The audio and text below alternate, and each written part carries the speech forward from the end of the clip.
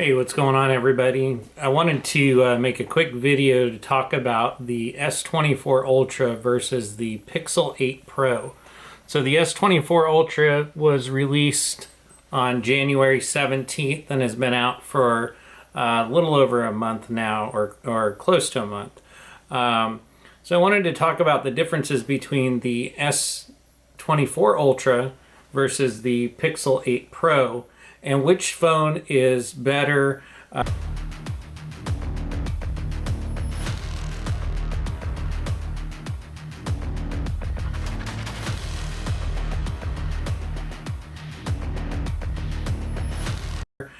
lot of people have different preferences. The Pixel 8 Pro is still a really good phone. You can pick these up for about $799. The regular price was $999, which I believe is a bit extreme for this phone, since the Pixel 7 Pro was at the $799 mark. Now, the S24 Ultra, this has a price tag of $1,300, so $1,299. So this is $500 cheaper. So let's go ahead and take a look and see what's the difference between these two phones and which one works best for you. Okay, so let's go ahead and start with the S24 Ultra. So let's go over some of the pros. The S24 Ultra has the latest Snapdragon processor in it. This is the Snapdragon 8 Generation 3. Is a very good chipset. The 8 Generation 2 was really good in the S23 Ultra, and this one is even better. Next, let's go over the display brightness. The display brightness goes up to 2600 nits, which is incredible for these phones. Here is just an idea. And you know, very bright display, very vibrant display, even though there are some issues with the vibrancy right now. The battery life has been excellent on this phone. I'm getting almost 2 days on this phone, depending on the usage, which is great.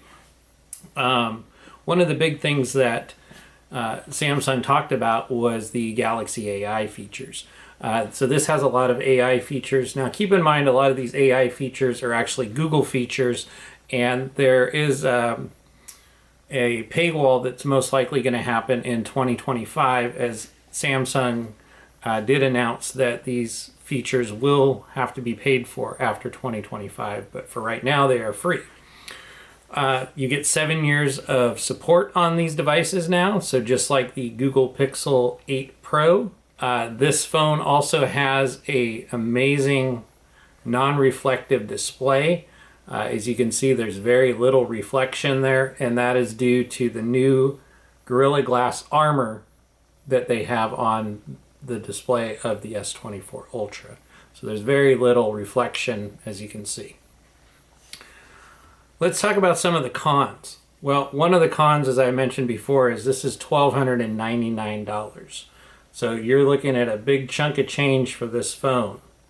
This phone still has some sharp corners, even though they did adopt the flat display.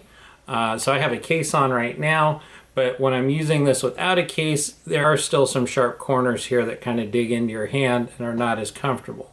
I find that using the Pixel 8 Pro is much more comfortable to hold for a longer duration. S24 Ultra has also had some camera issues, which they are working on an update for right now.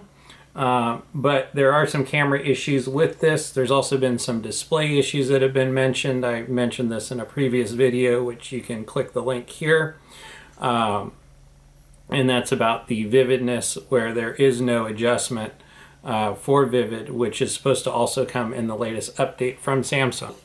That is the S24 Ultra. So let's go ahead and take a look at what we get with the Pixel 8 Pro.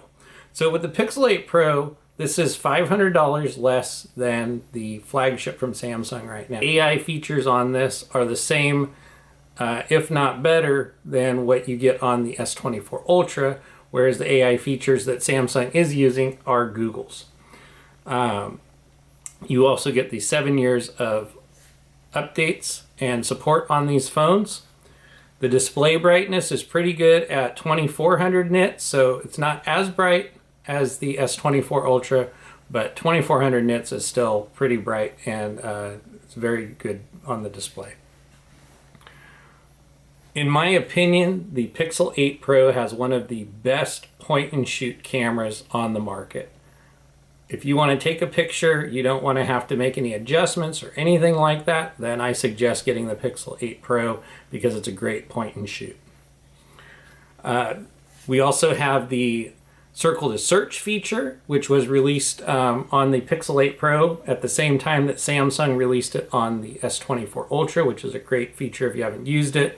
I also made a video about this. You can click up here to take a look at that video.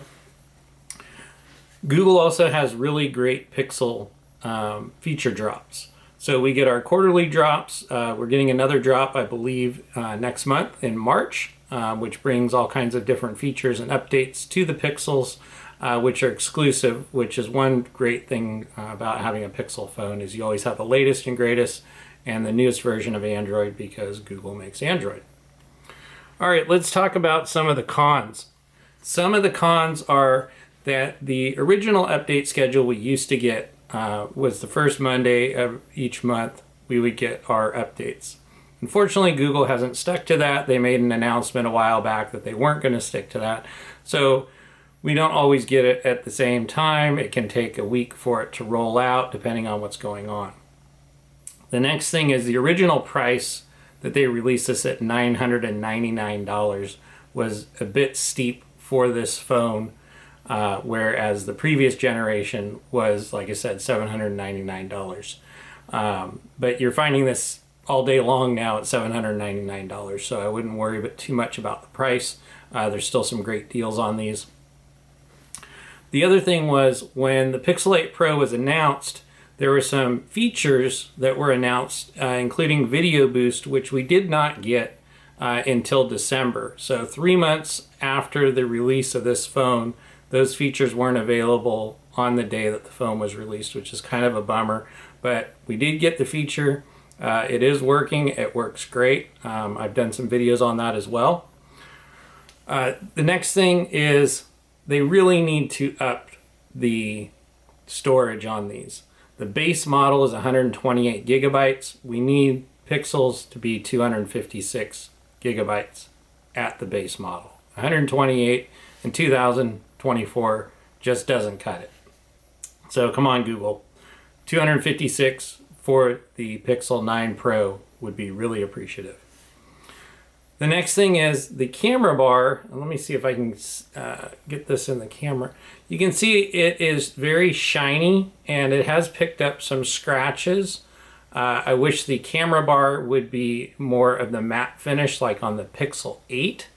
So that would be something to look forward to, and maybe Google will do that when they release the Pixel 9 Pro. The other thing is this only has the Gorilla Glass Victus 2, so you're not getting as much protection as you are in the S24 Ultra, nor are you getting that non-reflective display. The last thing that I would say is kind of an optional con is that the S24 Ultra can shoot 8K video, whereas the Pixel 8 Pro can only shoot 4K 60 frames per second.